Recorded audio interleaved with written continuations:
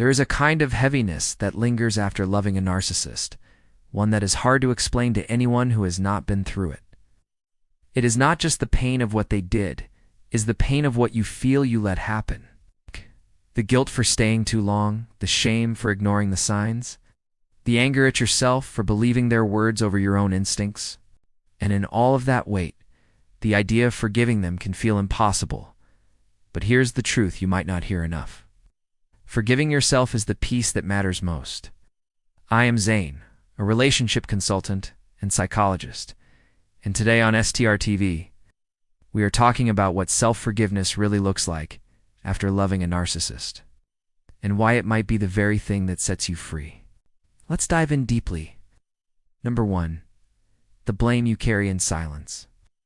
When you step out of a narcissistic relationship, there is often a quiet, hidden blame that no one sees. You replay moments where you should have walked away. You ask yourself why you kept giving them another chance, why you believed their apologies, why you stayed when part of you knew you were being hurt. That blame can become a voice in your head, whispering, "How could you let this happen?" And that voice can be crueler than anything they ever said to you. Number 2. Why we turn that pain inward.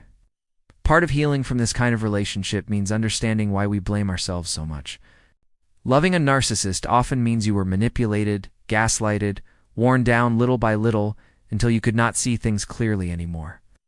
But when you step out, you see it all in hindsight. The red flags, the lies, the patterns, and it feels obvious.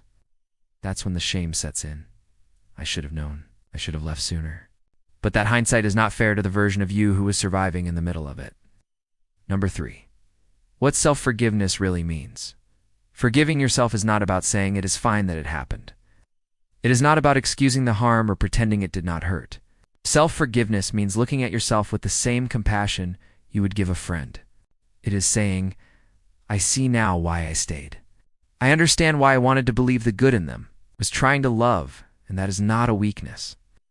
Self-forgiveness is releasing yourself from the endless trial in your own mind, where you are both judge and defendant, and instead choosing to simply let yourself be human. Number 4. Why forgiving yourself comes before forgiving them.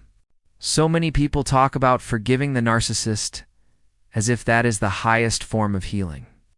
But forgiving them does not have to be your goal. It may not even be necessary. What matters more is forgiving you, because until you forgive yourself, you stay trapped in shame. And shame keeps you small. Shame makes you question your worth, your judgment, your future choices. Self-forgiveness is what breaks that loop. It says, I made mistakes, but I can learn from them. I was hurt, but I am not broken. Number 5. How to begin that process. Self-forgiveness is not a single moment. It is a practice. It might start with journaling about what you now understand or saying out loud the things you need to hear. I forgive myself for staying. I forgive myself for not seeing. I forgive myself for being human. It might mean talking to someone you trust or writing a letter to yourself instead of to them. And little by little, that sharp, accusing voice in your head grows quieter. In its place, something softer grows, the space to love yourself again. Have you started forgiving yourself yet? Or does that still feel too far away? What do you wish someone would say to you to help you let go of that blame? Share your story in the comments. I always read them. And if this conversation feels like the reminder you needed today, subscribe to STR TV, because here we talk about the healing that starts inside, not in their apology. Next time, we will talk about the difference between rebuilding your life after a narcissist and rebuilding yourself, and why those two things are not the same.